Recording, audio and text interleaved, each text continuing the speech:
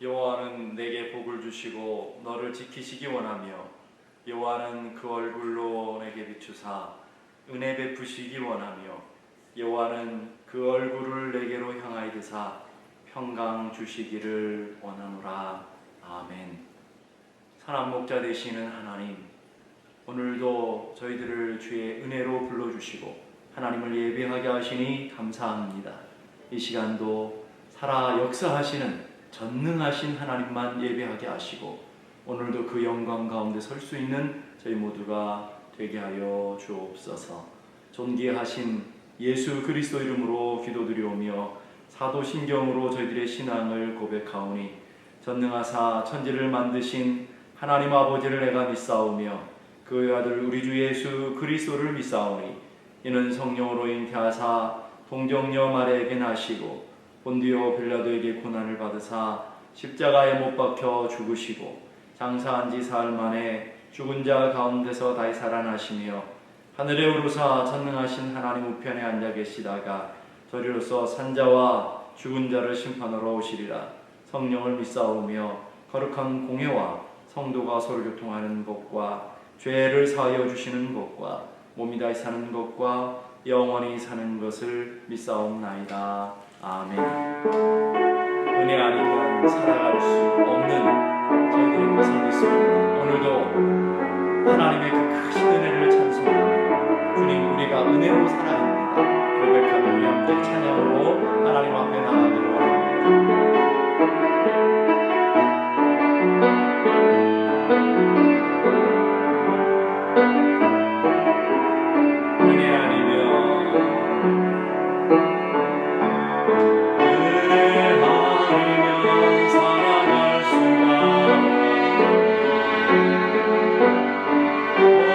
Oh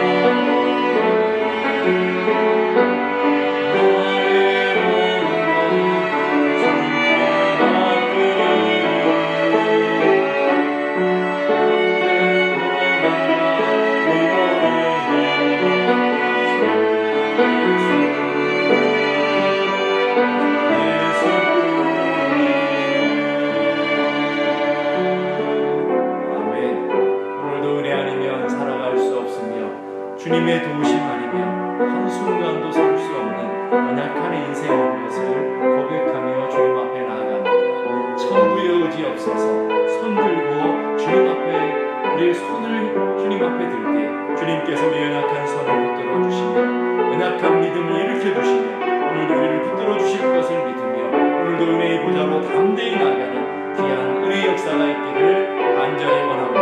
우리 함께 다 같이 찬양할 때 보혈을 지나 하나님 품으로 보혈을 지나 아버지 품으로 나가는 저희 모두가 되길 소망하며 찬양합니다.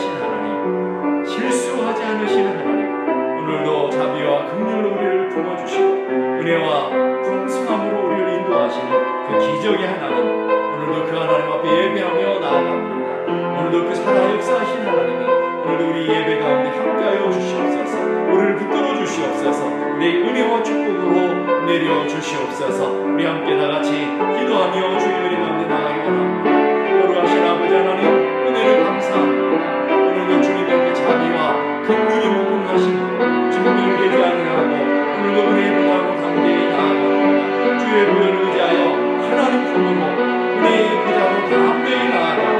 하나님 신실하신 하나님께서, 실수하지 않은 하나님께서 오늘 은혜를 부어주시옵소서. 은혜를 붙들어 주시옵소서.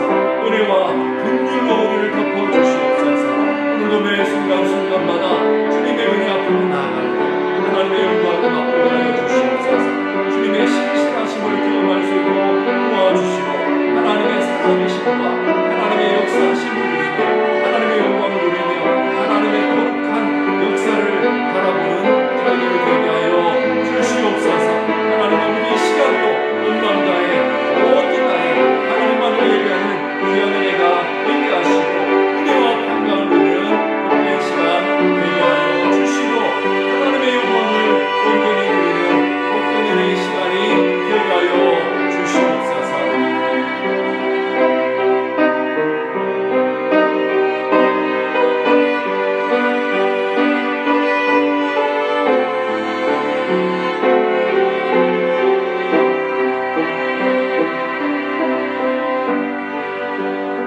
신실하신 하나님, 실수하지 않으시는 하나님, 오늘도 그 하나님이 우리의 아버지 되심을 감사합니다. 오늘도 그 하나님의 은혜를 의지하여 주님의 십자가의 보혈을 의지하여 은혜의 보좌로 담대히 나아갑니다.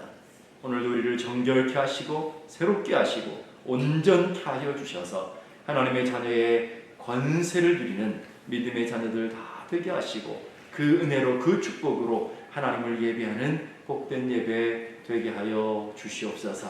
상한 심령들마다 주님이 만져주시고 하나님 절망과 낙심 가운데 있는 영혼들 일으켜 주시고 질병 가운데 고통당하는 심령들 주님께서 만져주셔서 오늘도 살아 역사하시는 하나님, 기적의 하나님, 우리에게 은혜와 자비를 베풀어 주시는 신실하신 그 하나님을 온전히 만나며 예배하는 귀한 예배가 되게 하여 주시옵소서. 존귀하신 예수 그리스도 이름으로 기도드리옵나이다. 아멘.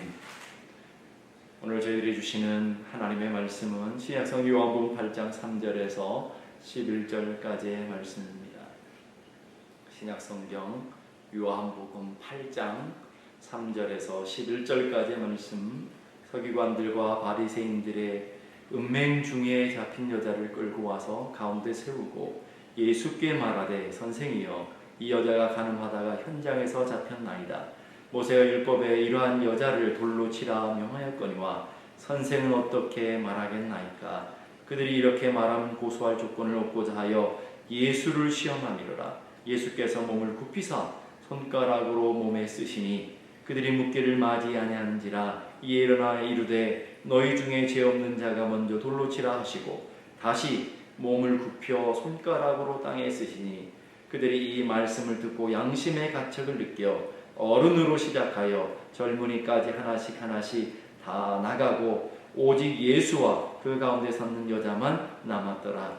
예수께서 일어나사 여자 외에 아무도 없는 것을 보시고 이르시되 여자여 너를 고발하던 그들이 어디 있느냐? 너를 정죄한 자가 없느냐? 대답하되 주여 없나이다. 예수께서 이르시되 나도 너를 정죄하지 아니하노니 가서 다시는 죄를 범하지 말라 하시니라. 아멘. 오늘 본문은 예수님께서 간음하다 현장에 잡힌 여인을 용서하시고 하나님의 자비와 긍휼로 덮어주시는 귀한 은혜의 사건이 기록되고 있습니다.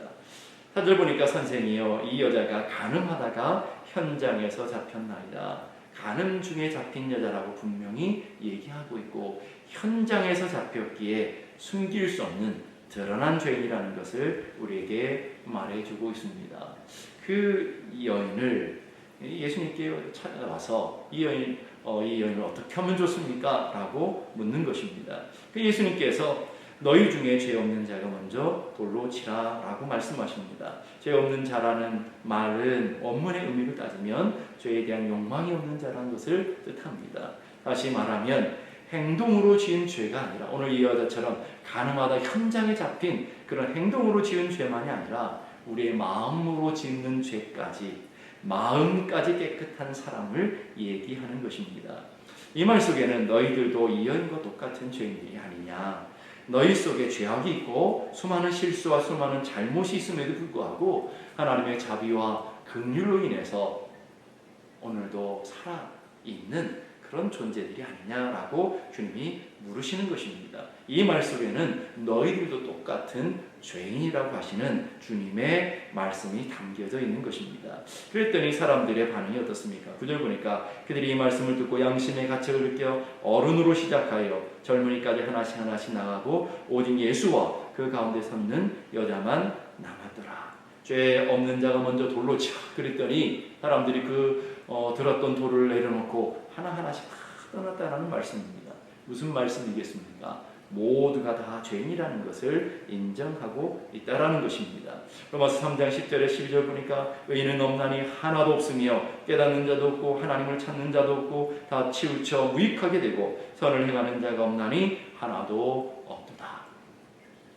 죄인이라는 것, 이 땅에 죄인이라는 것을 우리에게 드러내 보이고 있다라는 거예요. 오늘 본문에는 우리에게 두 가지 죄인이 있음을 가르쳐 주고 있습니다. 가늠하다 현장에 잡힌 여인처럼 들킨 죄인이 있는가 하면 이 여인보다 더 엄청난 죄를 지었음에도 불구하고 아직 들키지 않은 죄인이 있을 뿐입니다. 들통이 났느냐 그렇지 않느냐, 감옥에 있는 사람들은 들킨 죄인이지만 감옥 밖에 있는 우리들은 들키지 않은 죄인일 뿐이라는 것이죠. 추한 죄가 드러난 이 여인과 같은 사람들이 있는가 하면 자기 의에 의롭고 경건하고 바르다고 하는 도덕적인 가면을 쓴 드러나지 않은 죄인이 있을 뿐이라는 것입니다. 그래서 파스칼은 이렇게 말합니다. 나는 다음과 같은 세 가지 단어를 믿지 않는다. 나는 의인, 위인, 성자가 존재한다는 것을 믿지 않는다. 인간이 의인이고 인간이 위인이고 인간이 성자라는 단어를 믿지 않는다는 말입니다. 그래서 파스칼은 계속해서 이 땅에는 오직 한 가지 종류의 사람들만이 존재하는데 그것은 죄인들 뿐이다 하는 말이죠. 오늘 우리도 마찬가지죠. 오늘 우리가 이 땅에 살아가면서 우리가 죄인이라는 것을 인정하며 살아가기가 결코 쉽지 않습니다. 오늘 가늠한 여인, 현장에 잡힌 그 여인 도대체 누군가 하는 걸 오늘 성경은 우리들에게 분명하고 정확하게 가르쳐주고 있습니다. 야고보서 4장 4절 보니까 가늠하는 여인들아 세상과 벗된 것이 하나님과 원수됨을 알지 못하느냐, 그런즉 누구든지 세상과 벗이 되고자 하는 자는 스스로 하나님과 원수되는 것이다.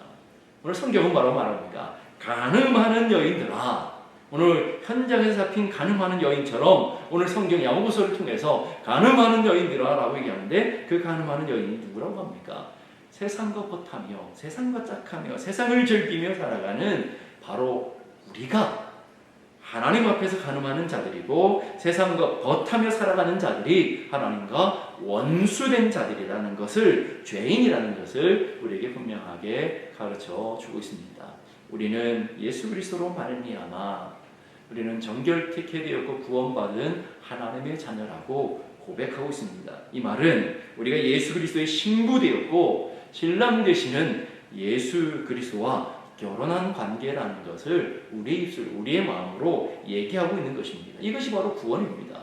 우리의 구원은 내가 주님의 정결한 신부가 되었고 주님이 나의 신랑 되십니다 하는 것을 고백하는 것이 곧 구원인 것입니다.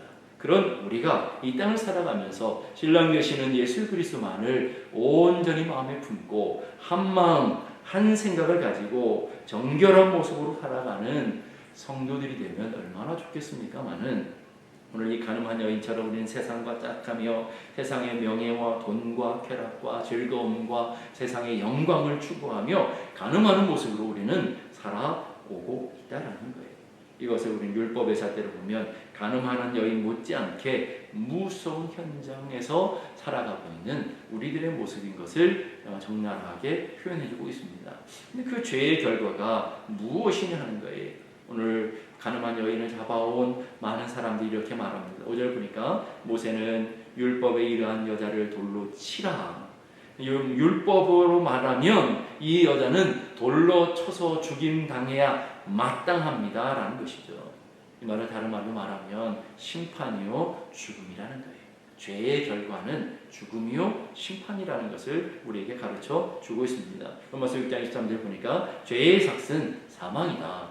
오늘 이 여인만 그런 것이 아니라 이 땅에 누구든지 죄인은 반드시 그 삭이 사망이요 심판이라는 것을 우리에게 가르쳐 보여주고 있는 것입니다. 누구든지 죄인은 이렇게 돌 맞아 죽어야 되는 심판의 자리에 있는 사람과 동일하다라는 것이죠. 우리 문답 84번을 보게 되면 범한 죄마다 마땅히 받을 보응이 무엇인가 하는 질문이 있습니다. 그 질문에 대한 대답은 범한 죄마다 받을 보응은 이 세상과 오는 세상에서 하나님의 진노와 저주뿐이다 라고 대답하고 있습니다.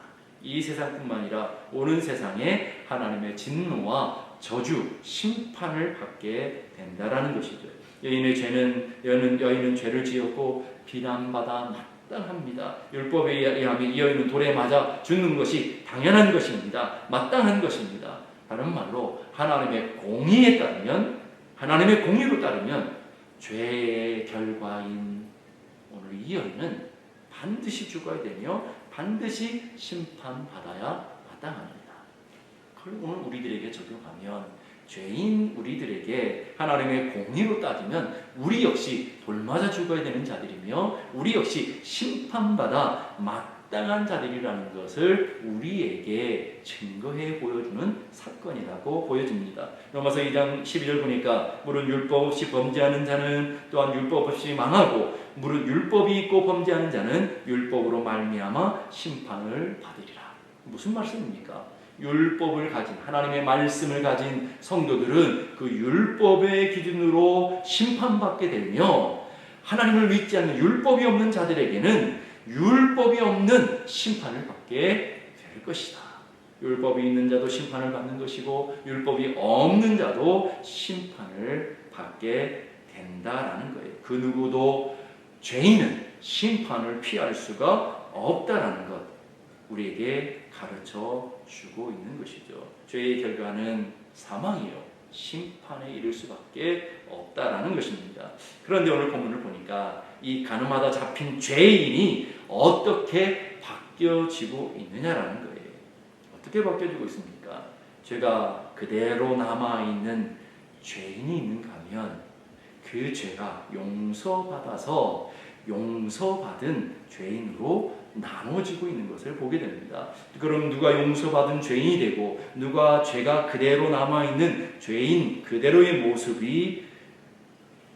모습으로 있느냐라는 거예요. 제가 폭로되었을 때 예수님 앞에 자신은 돌로 맞아 죽어야 마땅할 죄인 것을 인정하고 심판자 되시는 예수님 앞에 엎드려 주님의 자비와 긍휼을 기다리는 그 여인은 용서받은 죄인이 되었습니다. 사망에서부터 생명으로 옮겨졌고 저주로부터 돌 맞아 죽어야 되는 마땅한 그 자리에서부터 용서함을 받게 되는 그런 길에 놓이게 됩니다. 그러나 제가 폭로되었을 때 예수님 말씀 앞에 양심에 찔림에도 불구하고 예수님을 떠났던 사람들은 죄인 그대로 남아있게 되는 것입니다. 오늘 말씀을 자세히 보면 가늠하다 현장에 잡힌 바로 그 죄인, 죄가 드러났고 그 드러난 죄의 모습 가지고 주님 앞에 겸손히 엎드렸던 그 죄인은 용서받은 죄인들이 되었지만 자기가 의로운 줄 알고 바른 줄 알고 예수님을 떠나 예수님 필요 없다고 떠난 사람들에게는 죄가 그대로 남아있는 죄인의 모습으로 그대로 있는 모습이 오늘 우리들에게 증거해 주고 있는 것입니다. 그럼 여러분은 어느 쪽입니까?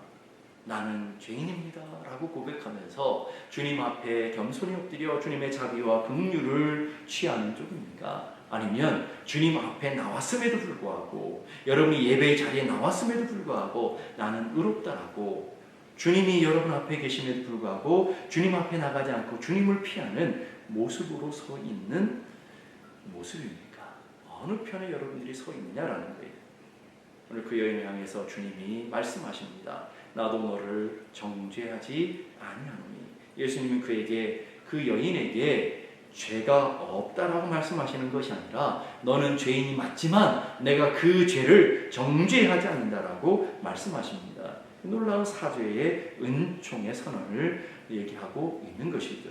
가늠하다 현장에서 붙잡힌 이 여인은 모세의 율법대로 돌마다 마땅히 죽어야 되었지만, 그러나 예수님은 나는 너가 죄인이지만 그 죄를 정죄하지 않는다라고 말씀하십니다. 왜 그렇습니까? 그 여인이 맞아야 될 돌을, 그 여인이 정죄받아야 될 심판을 예수님이 친히 담당하시고 내가 너를 위해서 죽어줄 것이며 내가 너의 모든 죄를 담당하시겠나라고 주님이 그 죄를 씻어주시는 모습을 보게 되는 거죠. 예수 그리스도는 세상 죄를 짓고 가는 하나님의 어린 양으로서 우리가 주님 앞에 나가면 누구든지 가리지 않냐고 그 죄를 다 용서받고 그 죄를 주님이 대신 담당해 주신다는 것을 믿을 수 있기를 바랍니다. 그가 찔림은 우리의 허물 때문이며 그가 상함은 우리의 죄악 때문이라. 그가 징계를 받음으로 우리가 평화를 누리고 그가 채찍에 맞음으로 우리가 나음을 받았도다. 우리는 다 양 같아서 그릇 행하여 각기 제 길로 갔거늘 여호와께서는 우리 모두의 죄악을 그에게 담당시키셨다. 우리 죄가 예수 그리스도께, 어린 양 되시는 예수 그리스도께 전가되었으며 우리의 심판이 예수 그리스도께서 십자가에서 받으셨다라고 하는 것을 말씀해 주고 있습니다. 주님은 그 십자가의 능력과 십자가의 은혜로 말미암아 우리를 정죄하지 않으시며 누구든지 그리스도 안에 나온 자마다 다 용서하시고 품어주시고 있는 것을 믿을 수 있기를 바랍니다. 베드로전서 2장 24절 보니까 친히 나무에 달려 그 몸으로 우리 죄를 담당하셨으니 이는 우리로 죄에 대하여 죽고 의에 대하여 살게 하려 하십니다. 그가 채찍에 맞음으로 너희는 나음을 얻었나니. 주님 앞에 나가는 자들은 주님께서 우리의 모든 죄를 담당하시고 죄에 대해서는 죽은 자가 되어지고 의에 대해서 산 자로 하나님의 자녀의 권세를 가진 자로 사망에서 생명으로 옮긴 자로 우리를 다시 새롭게 만들어 주신다는 뜻입니다. 율법은 죄를 드러내고 죄를 고발하고 심판 가운데 끌고 가지만 그러나 우리 주님은 우리의 죄와 허물로부터 우리를 살려주시며 주님께 나오는 자는 은혜의 옷으로 덮어주시며 수치를 감춰주시며 모든 허물로부터 우리를 자유케 해주시고 계시다라는 것입니다. 예수님을 통해 우리는 정죄받지 아니하고 생명 가운데로 옮겨진 자가 되어지고 예수 그리스도가 우리를 죄를 속하시는 유일한 은혜의 통로라는 것을 우리에게 가르쳐 주고 있습니다. 눈이 그리스도 안에 있으면 새로운 피조물이 될 뿐만 아니라 로마서 8장 1-2절 보니까 그러므로 이제 그리스도 예수 안에 있는 자에게는 결코 정죄함이 없나니 이는 그리스도 예수 안에 있는 생명의 성령의 법이 죄와 사망의 법에서 너를 해방하였습니다. 너를 죄와 사망의 법으로부터 심판의 법으로부터 우리를 사망으로 끌어갈 수밖에 없는 율법으로부터 우리를 자유케 해주셨다. 바로 너를 해방시켰다. 이 말은 너를 정죄하지 않는다라고 오늘 우리에게 선포하고 있는 것입니다. 그래서 요한복음 5장 24절 보니까 내가 진실로 너에게 이르노니 내 말을 듣고 또 나 보내신 이를 믿는 자는 영생을 얻었고 심판에 이르지 아니하나니 사망에서 생명으로 옮겨지니라. 심판받지 아니하고 돌마다 죽어야 될 그 심판에서부터 그 사망에서부터 생명으로 옮겨진 자가 되었다라고 우리에게 선포하고 있어요. 바로 저와 여러분들이 죄와 사망의 법에서부터 해방된 자들이며 심판으로부터 구원받은 자임을 가르쳐 주고 있습니다. 그래서 요한복음 12장 47절에는 내가 온 것은 세상을 심판하려 함이 아니요 세상을 구원하려 함이로다. 예수님이 이 땅에 오신 이유는 우리를 심판하시기 아니라 우리를 구원하시기 위해서 오셨다는 거예요. 초림 예수님 2000년 전에 오신 예수님은 저와 여러분들을 구원하기 오신 구원자인 것을 믿습니다. 그러나 재림하시는 예수님은 우리를 심판하시는 심판주로 오신다는 것을 또한 기억해야 되는 것을 여러분들이 기억할 수 있기를 바랍니다. 프레드릭 마이어라고 하는 분이 이런 얘기를 합니다. 인간에게 가장 아름답고 순수한 자세는 하나님 앞에 무릎을 꿇는 것이다. 그러기에 우리는 주님 앞으로 나아가 오늘 이 여인이 엎드리는 것처럼 주님의 자비와 긍휼을 구하며 주의 자비와 긍휼 앞에 엎드리는 것처럼 우리가 할 수 있는 일들은 오늘도 십자가 앞으로 나아가 이 예배의 자리로 나아가 주님 앞에 엎드리는 은혜가 있어야 될 줄로 믿습니다. 그래서 복음성가에는 죄인들을 위하여 주님 찾아오셨네. 주님 안에 생명이 있네. 죄인들을 위하여 주님 찾아왔으나 사람들 영접하지 않았네. 주님 영접하는 자 하나님의 자녀여 주 안에 생명이 있네. 주님 앞에 오시오. 어서 빨리 오시오. 주 안에 생명이 있네. 예수 안에 생명이 있네. 주님이 빛이 되시네. 주님 우리를 구원하시기 오셨으며 주님 우리의 빛이 되시며 주님 우리를 초대하시며 주님 저와 여러분들을 부르십니다. 누구든지 주님 앞으로 나가는 자들은 심판에서부터 생명으로 옮겨질 줄로 믿습니다. 영원한 저주, 돌맞아 죽어야 될 그 심판의 자리에서부터 영원한 축복의 자리로 하나님의 자녀의 관세의 자리로 옮겨지게 될 것을 믿습니다. 그러기에 오늘도 주님이 내게로 다 오라라고 주님이 초청하고 있는 것입니다. 예수님께서 이 여인을 향해서 나도 너를 정죄하지 않는다 사죄를 선포하시고 너는 이제 하나님의 자녀가 되었다 이제 구원을 선포하시고 너는 이제 자유인이다 하나님의 해방을 선포하시면서 그것으로 끝나지 아니하고 한마디 더 이 여인에게 하고 있는 것을 보게 됩니다. 가서 다시는 죄를 범하지 말라. 가서 다시는 죄를 범하지 말라. 하나님의 은혜로 값없이 구원받았습니다. 죄와 허물로부터 죽었던 우리가 하나님의 자녀가 되었습니다. 얼마나 큰 감격이며 얼마나 큰 은혜겠습니까? 그러기에 이제는 더 이상 사망에 머물러 있으면 안 된다는 거예요. 옛사람에 머물러 있으면 안 된다는 거예요. 더러웠던 우리의 삶의 모습으로 돌아가서는 안 된다라고 얘기하고 있습니다. 거듭난 자녀답게 하나님의 자녀되었기에 하나님의 자녀답게 살아내라라고 우리에게 요청하고 있는 것입니다. 그래서 김세윤 교수님이 쓰신 구원이란 무엇인가 책에 보게 되면 구원을 이렇게 설명합니다. 구원이란 영생이란 신적인 삶에 동참하는 것이다. 신적인 삶, 하나님과 동행하는 삶이며 또 주님 기뻐하시는, 주님 원하시는 삶의 자리에 서 있는 것, 이게 구원이며 영생이라고 우리에게 설명하고 있는 것입니다. 어느 시골 저수지 한 소년이 물에 빠져 허우적거리고 있었습니다. 어떤 사람이 목숨을 걸고 그 호숫가로 들어가 그 소년을 구원했습니다. 이 소년이 그 구해준 사람에게 이렇게 말합니다. 선생님 저를 구원해 주셔서 정말 감사합니다. 그때 그 사람이 천만에 내가 너를 구원하였는데 네가 꼭 기억하며 살아야 되는 것은 내가 목숨 걸면서까지 너를 구원한 너가 그만큼 소중하고 귀한 생명이라는 것을 기억하며 잊지 말고 살아다오 그랬다고 합니다. 여러분 하나님께서 오늘 우리들에게 꼭 똑같은 말씀 하시지 않겠습니까? 너는 십자가의 대가로 너희는 예수 그리스도의 독생자의 대가로 구원받은 하나님의 자녀다. 그만큼 소중하고 그만큼 보배롭고 그만큼 존귀한 자들이다. 그러기에 그 생명의 가치를 결코 잊지 말아라. 그래서 주님이 가서 다시는 죄를 범하지 말라. 은혜를 잊지 말아라. 죄를 청산해라. 늘 하나님의 자녀의 권세를 누리는 자들이 되라라고 우리에게 요구하시는 것입니다. 그래서 어거스틴은 교회는 거룩한 사람들의 모임이 아니라 거룩을 향하는 사람들의 모임이다.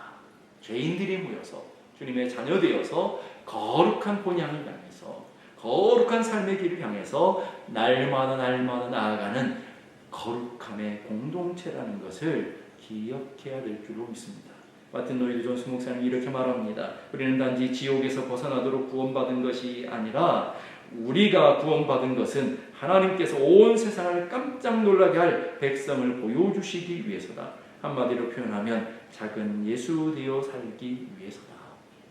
우리 구원의 목적이 아니라 하나님의 자녀됨을 보여주도록, 다른 말로 말하면 하나님의 아름다운 덕을 우리를 통해서 드러나며 우리를 통해 선전되어지는 삶을 살아가도록 우리를 구원하셨다라는 거예요. 그러니까 하나님께서 십자가의 대가로 우리를 구원하시고 우리에게 요구하시는 것은 너희들이 그 존귀하고 보배로운 값된 삶을 살아내라고 우리에게 요구하고 있는 것입니다. 태종 이방원이라고 하는 사람이 고려말 충신 정몽주를 회유하기 위해서 하여가의 시조로 노래를 했습니다. 이런들 어떠하리 저런들 어떠하리 만수장들은 측이 얽혀진들 어떠하리 우리도 이와 같이 얽혀 100년까지 누리리라. 무슨 말입니까? 이렇게 살면 어떻고 저렇게 살면 어때? 행복하면 됐지. 이 땅에 성공하면 됐지. 이 땅에 즐거우면 됐지. 이 땅에서 성공하면 됐지. 뭐 이렇게 복잡하게 생각하지 말고 세월이 가는 대로, 세월이 흘러가는 대로 세상에 맞춰서 이렇게 저렇게 살라라고 회유하고 있는 것입니다. 그에 대한 정몽주가 이렇게 답을 하고 있죠. 이 몸이 죽어 100번 고쳐 죽어 백골이 진토되 넋이라도 있고 없고 님 향한 일편단심이야 가실 줄이 있으랴. 그리고는 자신을 죽음의 길로 인도하는 그 길임에도 불구하고 자신의 충직을 보여주며 이 땅 가운데 떠나는 것을 보게 됩니다. 오직 신하의 길, 오직 인간이 걸어가야 되는 충신의 길이 있다라는 것이죠. 세월을 성공하고 세상의 행복과 세상의 성공, 세상의 즐거움보다 훨씬 더 중요한 인간됨의 길이 있으며 신하됨의 길이 있다라고 우리에게 가르쳐 주고 있는 것입니다. 바로 이걸 우리가 영적으로 얘기하면 악한 마귀는 우리에게 끊임없이 우리에게 유혹할 겁니다. 우리를 유혹할 겁니다. 이렇게 산들 어떻고 저렇게 산들 한평생 사는데 행복하면 됐지, 즐거우면 됐지, 이 땅에 성공하고 이 땅에서 다른 사람들 부러워하는 삶을 살면 됐지, 뭐 그렇게 복잡하게 뭐 그렇게 어렵게 십자가의 길, 좁은 길, 힘들고 어려운 길을 선택하며 가느냐. 오늘 우리에게 그렇게 요구할 겁니다. 그런 우리 유혹 앞에 여러분들은 어떻게 대답하며 어떠한 삶의 모습을 가지고 살아가고 있습니다. 오늘 정몽주가 자신의 삶을 고백하며 자신의 중심을 고백했던 것처럼 우리도 하나님을 향한 고백, 우리도 믿음을 향한 고백을 가지고 주님 앞에 나가야 될 줄로 믿습니다. 나는 오직 주만 바라봅니다. 오직 주만 의지합니다. 내 영혼이 확정되고 확정되어 싸우니 이젠 믿음의 눈으로 주님 원하시는 길, 주님 기뻐하시는 길 걸어가기를 원합니다. 이 고백이 저와 여러분의 고백이 되어야 될 줄로 믿습니다. 이런 삶을 살아가기 위해서는 율법의 의무로도 우리의 열심과 우리의 노력으로도 불가능합니다. 그것은 사랑의 관계에 빠질 때만 가능한 길이라는 거예요. 나 같은 죄인 살리신 하나님의 사랑, 나 같은 죄인 살리신 주 은혜의 놀라와 그 은혜의 감격이 우리 가슴 속에 회복될 때에만 살아갈 수 있는 좁은 길이요 십자가의 길이라는 것을 기억할 수 있기를 바랍니다. 그래서 신학자 칼 바르트라고 하는 분이 이런 얘기를 합니다. 예수를 믿은 후에 두 가지 깨닫지 못하면 그리스도인이 아니다. 첫째는 내가 얼마나 큰 죄인이었는지, 도대체 내가 얼마나 큰 죄를 지었기에 예수께서 저렇게 무서운 십자가의 형벌을 감당하셔야만 하는지 그걸 잊어서는 안 된다는 것이고, 두 번째는 내가 얼마나 소중했으면, 하나님께서 내가 얼마나 귀했으면 독생자를 버리시면서까지 나를 포기하지 않으셨을까. 그 사랑, 그 하나님의 넘치는 사랑을 기억할 때 우린 그리스도인 될 수 있고 그리스도인 된 삶을 살아갈 수 있음을 여러분들이 기억할 수 있기를 바랍니다. 그래서 여러분의 순간마다 주님의 사랑에 붙들려, 주님의 사랑에 매어 예배하는 자요, 주님의 사랑에 붙들려 섬기고 봉사하는 자요, 주님의 사랑, 강권하시는 주님의 사랑에 붙들려 한 걸음 한 걸음 매 순간순간마다 하나님께서 기뻐하시는 삶을 살아낼 수 있는 저와 여러분이 되어야 될 줄로 믿습니다. 다 같이 오늘 말씀을 생각하시면서 기도하겠습니다. 오늘 하나님, 오늘도 주신 말씀을 위하여 오늘도 은혜 보다로 나아갑니다. 하나님, 나도 너를 정죄하지 않는다. 우리를 구원하시고 우리를 하나님의 자녀로 삼아주셨을 뿐만 아니라 가서 다시는 죄를 범하지 말라 우리에게 요구하십니다. 우리의 삶이 어떠한 삶을 살아야 되는지 주님이 우리에게 분명하게 가르쳐주시는 그 삶을 우리도 살아낼 수 있는 하나님의 사람들이 되게 하시고, 특별히 주님의 사랑에 붙들려 주님의 사랑에 매여 우리가 살아가는 믿음의 삶이 되게 해주옵소서. 우리 함께 다 같이 고백하며 기도하시고, 거룩하신 아버지 하나님, 은혜를 감사합니다. 하나님 아버지, 우리는 부족하지만 날마다 주의 은혜 가운데 나아갑니다. 하나님 아버지, 우리는 오늘 이 가늠하는 현장에 잡힌 여인처럼 우리는 죄인이며 도무지 심판으로 저들을 피할 수 없는 사망에 이르렀던 죄인들이었습니다. 오늘 예수 그리스도께서 우리를 용서하시고 우리의 죄와 허물을 덮어주시고 우리가 구원받고 하나님의 자녀된 줄로 믿습니다. 나도 너를 정죄하지 않는다. 주님이 우리에게 선포하시며 우리를 구원의 자리를 이루어주시는 것 감사합니다. 그리고 그 주님은 가설하시는 죄를 범하지 말라 우리에게 요구하시는 우리를 따라서 주님의 사랑에 매여 주님의 사랑에 붙들려 그 주님이 요구하시는 삶을 살아내는 저희 모두가 되게 하여 주시옵소서. 은혜로우신 하나님 감사합니다. 오늘도 가늠하다 현장에 잡힌 여인처럼 우리가 세상과 짜득하며 세상과 겉하며 주님보다 세상을 더 사랑하며 가늠하며 살았던 죄인인 우리가 심판 가운데 영원한 진노 가운데 설 수밖에 없던 저희들 주님 앞에 나와 주의 도움을 구하며 주의 은혜를 구합니다. 그런 우리들을 다시금 정결케 하시고 나도 너를 정죄하지 않는다 우리를 해방하시며 오늘도 우리 하나님의 자녀로 하나님의 자녀의 권세로 부어주신 은혜를 인하여 감사합니다.